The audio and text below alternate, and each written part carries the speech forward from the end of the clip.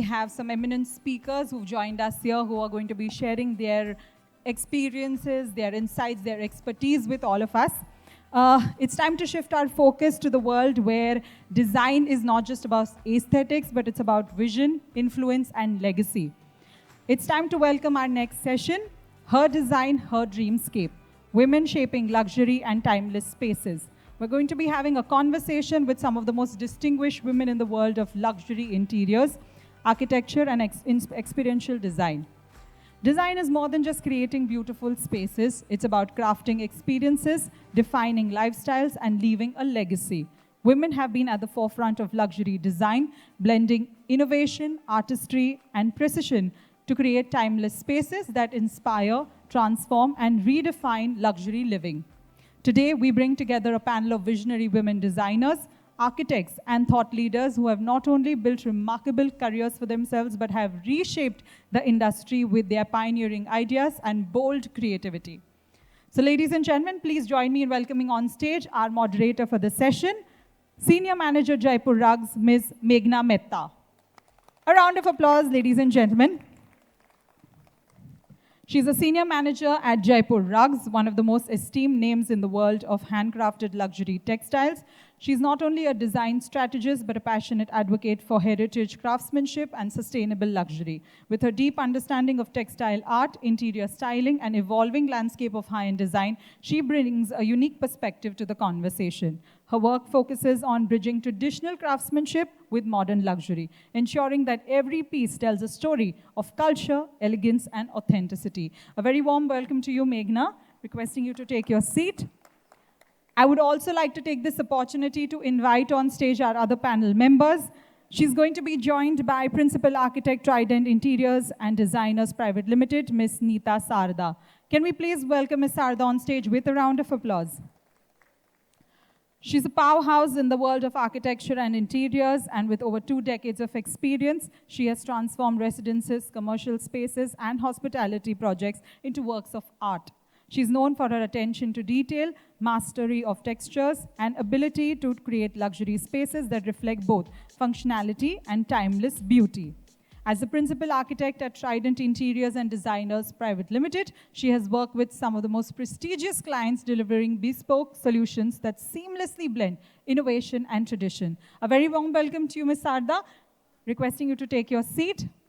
My next panel member that I would like to invite upon stage is Principal Designer, Luxury Interior Design Studio, Architect Sakshi Gehani. Ladies and gentlemen, please welcome Ms. Gehani on stage with a round of applause.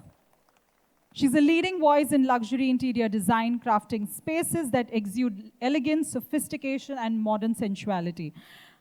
Her work is a testament to her ability to blend architecture with interiors, ensuring that every project reflects personality and purpose. As the principal designer at Luxury Interior Design Studio, she has been at the forefront of curating exquisite spaces that push the boundaries of contemporary design while maintaining an air of timelessness. A warm welcome to you.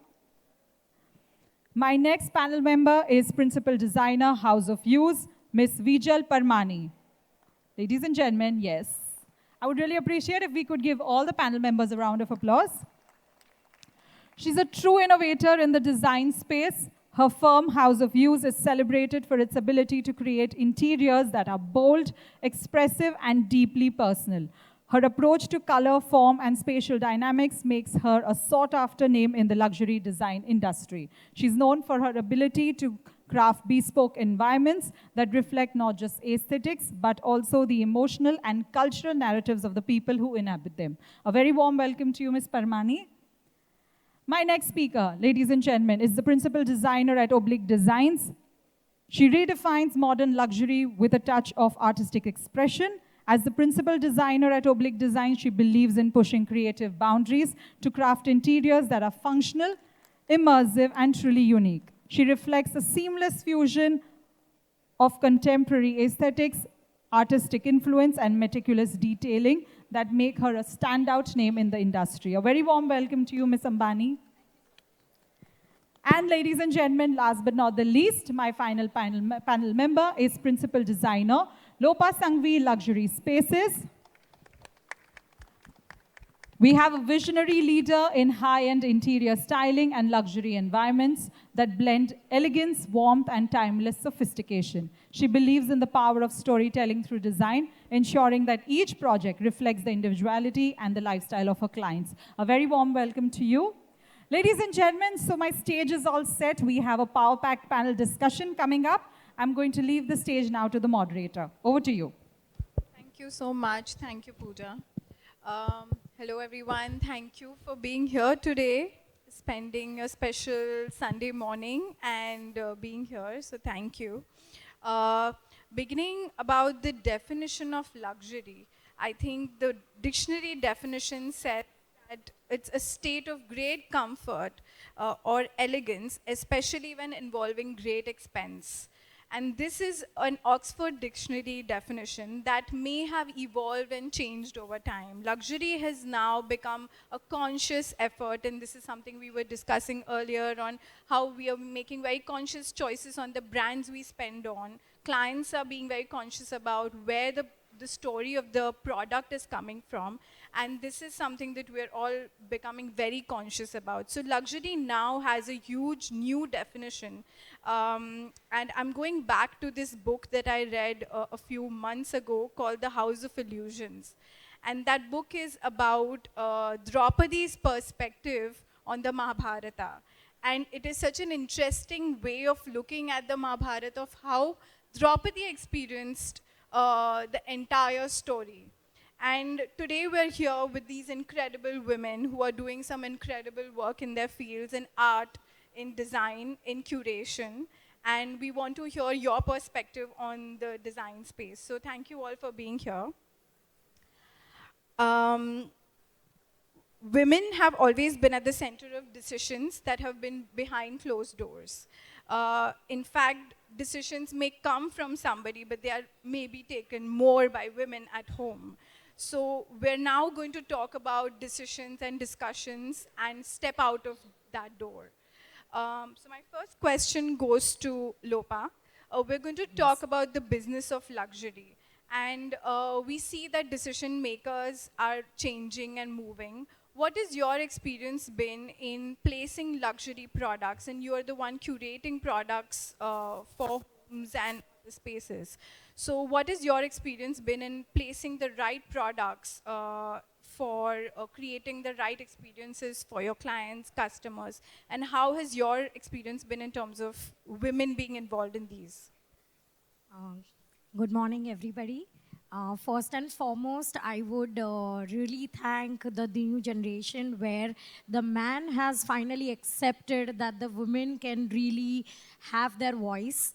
So all thanks to the new man of the world to literally encourage their own individual women to be the key decision makers, because again, without a partnership, it's just about being dominant.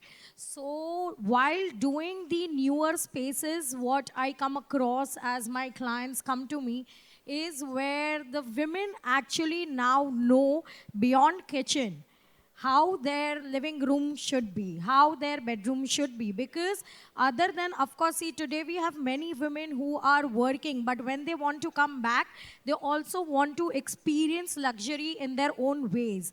So the luxuries really move forward to maybe from a basic living room to a bedroom to a kitchen to a bathroom. But now they are talking about whether they can have a meditative corner.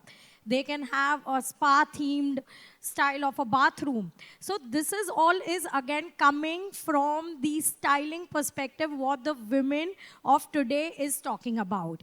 It's no more about just, some tangible products which are just lying there. They want to bring meaning to every product which is being given into that space, be also functional, aesthetically appealing, as well as value for the money, because they want to be the proud owner of that piece. And today we are also into the fight of creating a brand where, the vision is like how you have yesterday's brand saying that हर एक घर में एक piece हमारे brand का होना चाहिए. So that's exactly what the woman is also like. They feel very, very beautiful when they host people in their home, when their home is spoken about. So, and of course, the ownership really matters. And now with the evolving style of interiors, the modernism which has taken cues, in fact, the world is coming very close. Global brands, global exposure is what everybody is today getting, all thanks to the new age social media practices. And because of that, now what materials? So the more luxury one can really incorporate in the materials what they owe is of course about how high end is the raw material chosen, how intrinsic the value of the material chosen is, how much of an artistic value are those products having, and other than that, of course, a pride to give it to the next generation, because we all come from that kind of walk of life where we have our ancestors who are already holding individual family heirlooms, but we actually don't know that it's not about a particular brand what you're holding, but it can also be a brand within the family value which can be taken forward. So lesser Gucci's and Armani's and more heritage. More heritage. My next, thank you, thank you. My next question is for Neeta ma'am. And we're going to talk about the creativity that goes into designing spaces, and that can be luxury and other segments. You have designed spaces, villas, bungalows, homes for high-end clients in Nasik, Karjat, and other places, also including Sunil Shetty. So what is your view on design, lifestyle, reflecting back to your clients' personalities? And what is your view on, as an architect, how is it that you reflect back on their personal kind of ideas and Good morning, everybody, and thank you to be here in such a big number, listening to our experiences. I have always felt every space, be it home or be it an office, be it a recreational space, is an extension and a reflection of your own personality. Having said that, lifestyles have changed now, and so also as the need for approach towards design has also changed. Luxury is now a very synonymous word, and I think it's the need of the hour. It was meant to be for the few people earlier, but now it is entering into everybody's homes. I would say that luxury is like an art form which reflects elegance, quality, and individuality. It's some kind of feeling of owning a space which gives you pleasure when you be there. So space planning comes with a lot of, it's basically space planning that takes the importance first. I feel it's the masculine part. It's when you take up any project, say if I was to do a bungalow, the first thing I always get into is what is the lifestyle of that person? What is that he desires? What is that he aspires? Because understanding these aspects are very important. But having said that, it's very important for us to educate our clients as well. But yes, I feel luxury is the need of the hour, and every person who's working and goes back to his house or to his office, if he has a space which is well planned, will automatically feel luxurious. So luxury is not an art piece or a piece of furniture.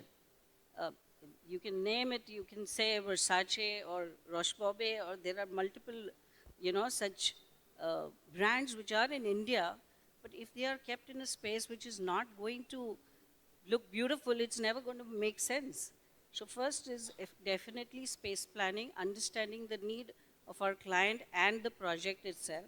What are the assets of the land that we are developing?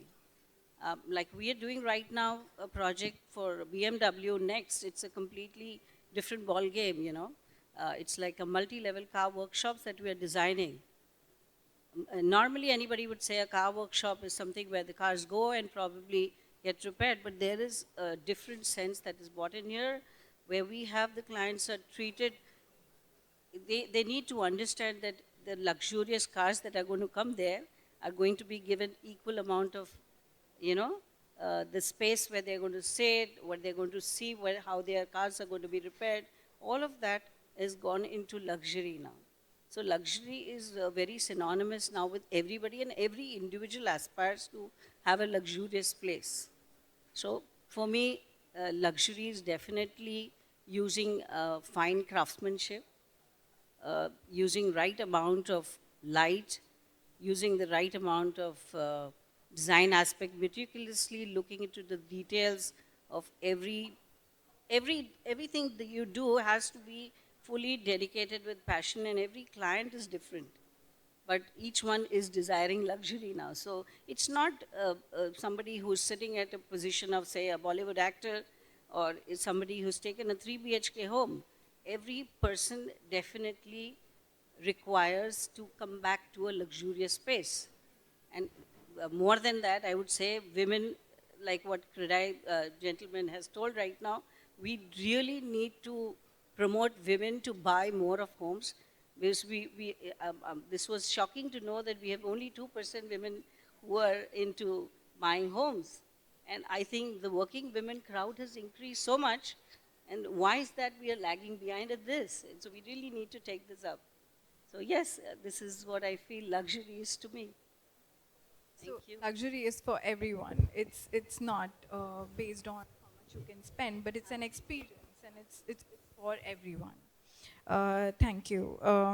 My next question is for Deval. Hi. She curates and creates beautiful art pieces. I think anyone who gets a chance to see her work, I think it's beautiful how she makes these handmade pieces. And how do you think, as a woman, can you bring that emotion? Can you bring those beautiful art pieces to life and curate them specifically for certain spaces? So how do you think, as a woman, has this career shaped for you?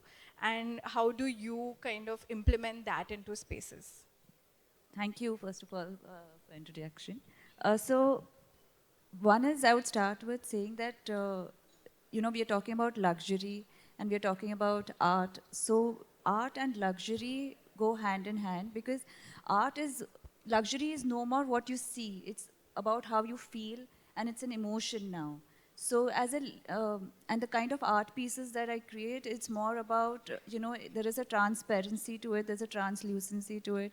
And the way the light and the shadow that falls, and it creates, a drama. It kind of makes it very personal, it makes it very inclusive. It's not just an art piece. It's something where, you can relate to it. It's more individualistic, there is form, there's texture. And we kind of create it for the lady. So when, for the lady of the house who's there, there's a personality that we kind of bring her personality into the art form. So that's where it kind of all correlates and becomes more of an emotional bond. And it tells a story. It's no more just a flat 2D piece. It's more 3D. It talks to you.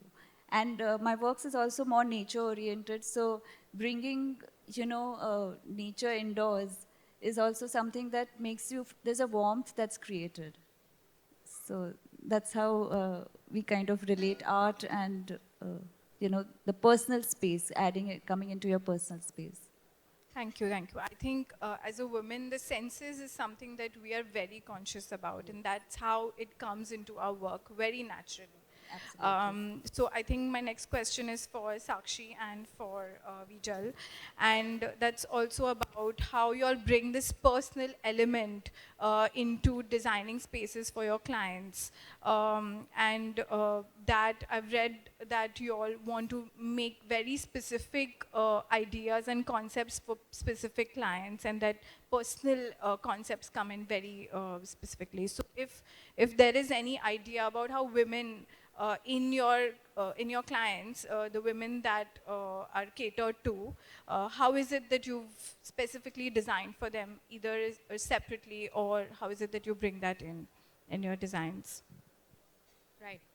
Firstly, I would like to thank the organizers of this event for doing such a fab job and for all the people coming out here to encourage this initiative. Coming to the question, with the growing need and awareness of interiors and the impact of interiors in our everyday lives, design has become very personal. It's no longer about just putting together good-looking things and good-looking objects from across the country or the globe and calling it your space. Designers and homeowners are becoming more aware of the impact good design creates and the fact that clients are wanting to show and bring out their personalities within their spaces through design. And that is, personally for me, a very exciting shift that I have noticed in the field of interior design. It means that clients have become more involved in the process.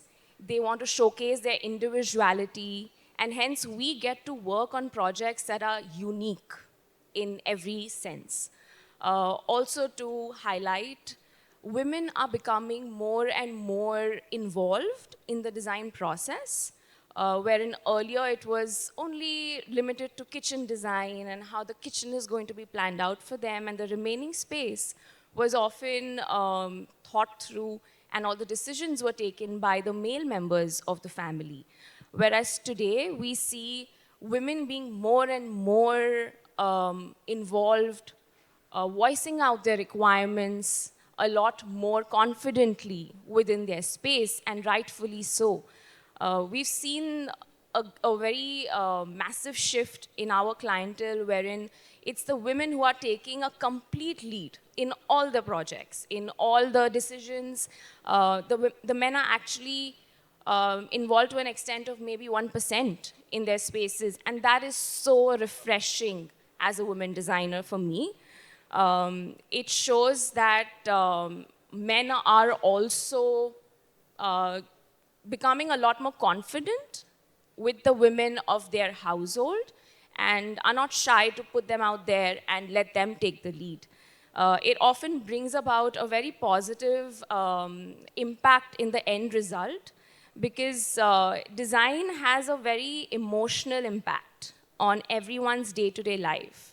And who better than women, who are so highly emotionally intelligent beings, to bring about that impact for their family. It's women who understand the intricate needs of everyday life, of various activities that are carried out by each and every member of the family. And the fact that design brings about a change in your lifestyle. It's not just about colors, and fancy looking things. It's about a lifestyle that we create. And women have that understanding of, recognizing what every member would require in their family. It's no longer only restricted to their kitchens. It has also brought about very effective problem solving in all our sites, because women have the ability to understand various factors, and are actually, we are not often given credit for it, but women are fabulous problem solvers. I would like to say this. Thank you. And in this field that we are all in, I'm sure all of us will agree that design and architecture comes with a new set of problems or challenges every single day. Whatever site it might be, our main job as designers and architects is actually to problem solve, to troubleshoot on a site. And women understand that and are very effective and are very easy to navigate through these problems. So to sum it all up, luxury is about an experience that we create, and it's a very subjective term. For everyone, luxury could mean something else, and that is what defines luxury. It does not have a common definition. It actually has the ability to adapt and create an experience for every end user individually and very uniquely. And women are growing to be a very integral part to bring about that impact in their homes by being more and more involved in the design process, and hopefully by owning their own homes. I hope in the next coming years we see a rise in the percentage of women ownership in our country. Thank you. Thank you, Sachi. Peter? Hi, thank you for having me here. And a lot has been said already, but I would like to add few things. When a person is designing or redesigning their house, that is like having a personalized experience, especially women these days when they are trying to design their house. As rightly said earlier, it was restricted to designing kitchen.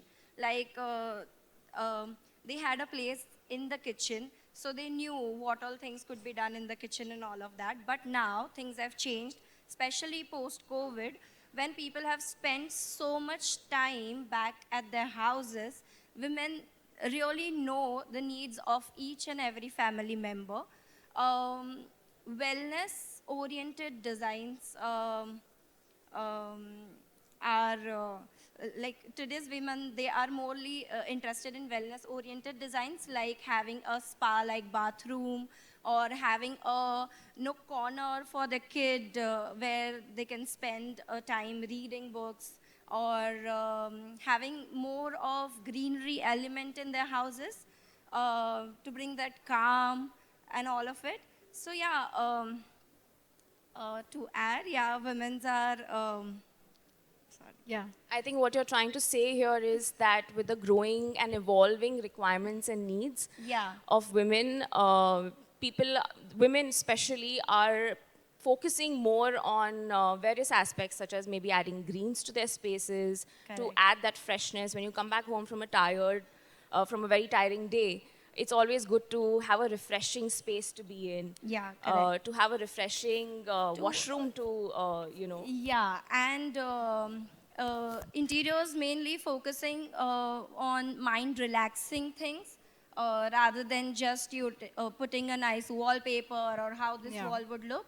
But yeah, So I think summing up, it's basically women are getting more involved in the Yeah. design process, and that's bringing more home to a home. It's Yeah. bringing more emotion. It's bringing more calm to a house. So thank you for that. Meghna, I would like to add one yes, more please. thing. I think women and men are no different. I think it's like Shiv Shakti. It's when both of them blend together, it is then when something really beautiful comes up. So saying that women are different and men are different was times in the past.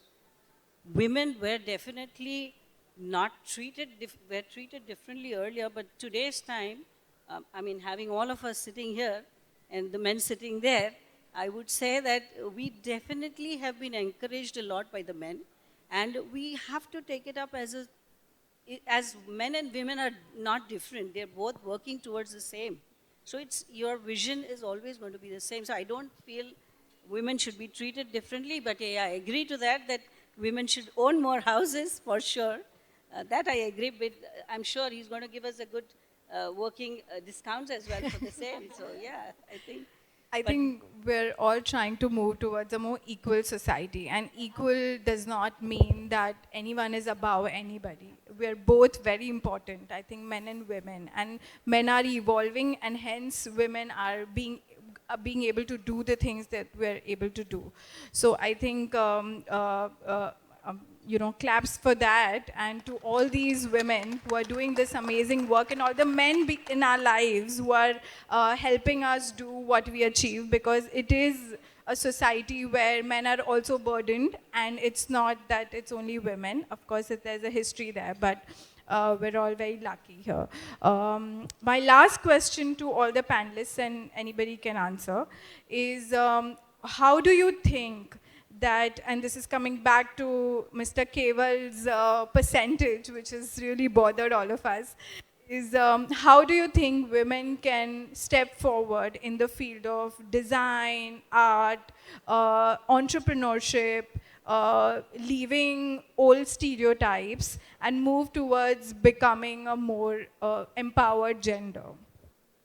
If I could answer that, I feel the architecture college today speaks for it. I think the percentage of girls who are in architecture is much more than what I had in my times. So it's, I think, more than 60% I can see are women architects who are sitting there. So they're already taking the game up. And as she rightly said, women have a very sensuous way of looking towards work. They're very passionate about whatever they're doing. Whether we're doing 5 projects or we're doing 10 projects, each project is very, very close to our heart. It's like our own baby. It's like bringing up our child. So the moment we give away the project, we feel we have given a part of us. So I think women are definitely upping the game by getting into architecture. And this is a field meant for women, I feel. We are there for it. So I think there's a long battle, and I think you guys will rock it if you believe in yourself and you believe this profession is going to give back. So being passionate and being true to your profession is very, very important. Not only architecture, I think it goes with everything around, yeah. So I would like to add one more thing. I think women, if we say, is equal to emotion. Okay, and the moment you bring an emotion into any object or any space, it adds life to it. It suddenly comes alive. So I think women have that additional advantage of, having that emotional side to them. So that's where it kind of adds value to every aspect or everything that they do, whether it be it home, interiors, arts, even proper corporate job.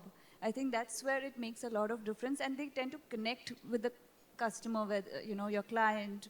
Even big corporates kind of connect when you have that emotional connect, through their advertising. They're always trying to connect with the lady first, because she's the decision maker, whether in the front of the scene or behind the scene. And closed doors. Yeah. So also, sorry.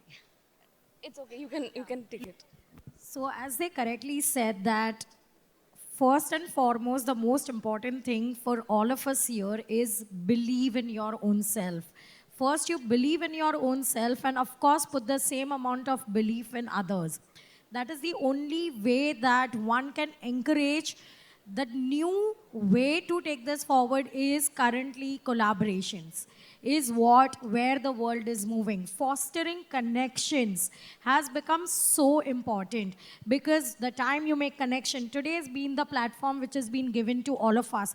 That's where our networking has happened. We all come from, though, the same industry, but working, doing different verticals. That's where somewhere I would support these designers. The designers would support me in somewhere. So fostering connections are the most important way forward. So that, and also by having such forums where you can really spread the knowledge, the more it's spoken, the more encouragement goes. And of course, the most important thing is, please enable and also go out loud to those women artisans, because not everything till date is machine made. That's where if you encourage those women craftsmen to again build a legacy which can be taken forward, that will be phenomenal. That's true, and I would like to add, craftsmanship is actually luxury today. We are moving again towards the time where people are appreciating and encouraging craftsmanship. And I think machine work is going to eventually just be there, and craftsmanship, handwork is going to be more and more appreciated. Also, I would like to add to what Deval and Lopa mentioned over here. Yes, we have emotion, and that definitely helps us and gives us an edge over many other professionals. and the belief that we should have is foremost when it comes to stepping out and creating and building our professional career. But one more important thing over here is identifying and voicing out your strengths, right? Women have often just been told to do certain things or told that you're good at only in certain areas of life. But it is very important to let that clutter out of your head and actually identify what you are good at. This could be any industry. It's not really limited to art, architecture, interiors, design. This is for all industries put together. It's important that you identify your strengths and don't be afraid to voice them out and put them on a platform. It is your strength in identifying your skills and your USPs that can showcase you on a platform and put you out there where your work and your accomplishments can be celebrated and that are known to other people and hence will encourage other people. And so it's very important that you work on your strengths. Don't be shy to put it out there in a room full of men. Make yourself heard and make yourself seen and definitely upskill yourself. Work on constantly working and building on your skills because upskilling is what gives you confidence. That is your confidence. And that's something that women must focus on to shine and to make a place in industries. That's rightly said, Sakshi. I think we're all mothers, wives, entrepreneurs, daughters, but more importantly, we are defines us. If we find what brings the fire within us, and if we find what pushes us forward and makes us, I think there will be more homeowners. I'll end this session. The last but parting remark that I would like to make. So as architects and as responsible citizens, we definitely need to educate our clients towards sustainability. It is the way forward, the way the world is moving towards, and what IGBC is working on. Green buildings are the way towards future, mixed-use development are the way towards future, and I feel it's the younger crowd definitely need to educate the client. What is sustainability? Why do we need to use products that are made in India itself? Why are we moving around? Luxury is not using Versace or what she was mentioning. It could be any product when it's put together beautifully and using the right kind of craftsmen from our own country. We have an amazing set of people working. In fact, there are a lot of people post-COVID who have moved out from China and now they're doing their own. They have factories in Surat and Gujarat and everywhere where manufacturing of fine-tuned furniture is way better than what Minote is doing. So we definitely can up this game and have Indians put in more of their work forward as luxury. This is what I would like to say in the end. No, that's very true, Neeta. I've been to a village community of weavers, and you can see that there are people coming from China, Australia, and they are appreciative of the work that the weavers are doing. And within our own country, we are not, we don't value it as much. So I think there's definitely so much heritage and value there, and we should all move towards that. Thank you everyone. Shared with all of us. We're going to do a quick Q&A. So I urge everybody in the audience, anybody who has a question, kindly, do a show of hands, introduce yourself and put your question forth. I also request audience members to keep the questions a little brief due to paucity of time.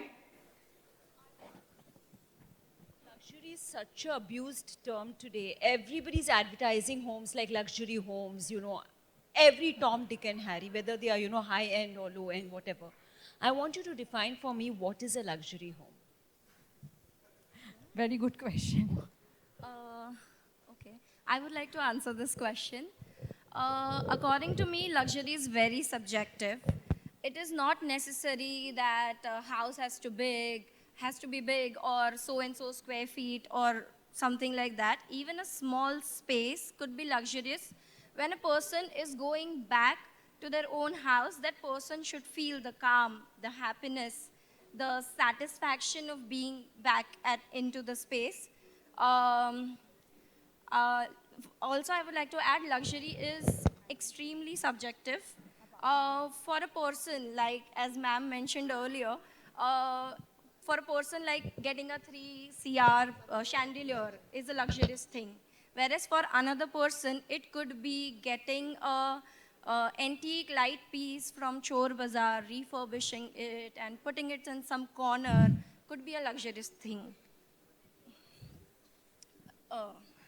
So real estate is using the term very often to lure their clients, and they better do Yeah. it. It's a marketing gimmick, right? Yeah, please. So Draupadi has always been, वो कहते हैं ना ऐसे लोग होने चाहिए जो आपको हमेशा किक मार के जिंदा रखे. She is one of them, and I love her for that. The point is, housing for all was given to us in 2016-17 by our Honorable Prime Minister. Then why? Because we are talking about Gucci's and chandeliers. I know people who are not even having their own pakka chhat, and for them having a pakka chhat is luxury, right? So when we real estate developers say that there is a 2 crore house or a 1 crore house which is ultra luxurious, it is ultra luxurious for the people or for the segment whom we are targeting. So luxury is a subjective term. Let us not say that luxury can only be capped in terms of price. It cannot, right? Luxury is a subjective term, and even a 1 crore house or even a 45 lakh rupees house in Nasik today is a luxury for someone who is buying it. So let's respect that segment. Thank you. I agree, and I would like to add to this that luxury is more of an aspiration, right? At every stage in your life, today I might have purchased a 3 CR home, but that's not where I would like to stop. I would perhaps want to have a bigger space and own a 15 CR home eventually. So for me, the definition of luxury is going to change at every stage of my life. And hence, where you start from, as long as you're moving forward in your life and achieving new and new milestones, for that person individually, that is luxury. You know, so luxury is more of an aspiration that today I didn't have a home and I have a home. It's luxury to me.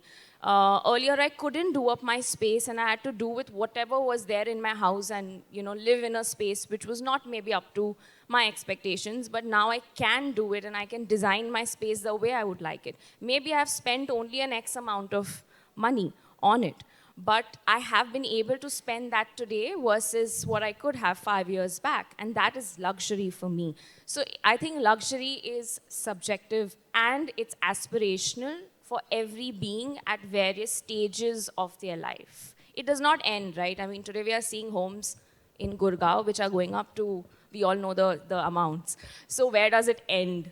You know, I think even in terms of just adding to that is how it's used in real estate and how real estate companies use it is very different from how we see, how designers see it, or say how artists see it, or how say somebody who is buying these brands, the Gucci's and the Hermes. So there's a customer perspective, there's the real estate company properties perspective. So they're all, I think, again, very subjective.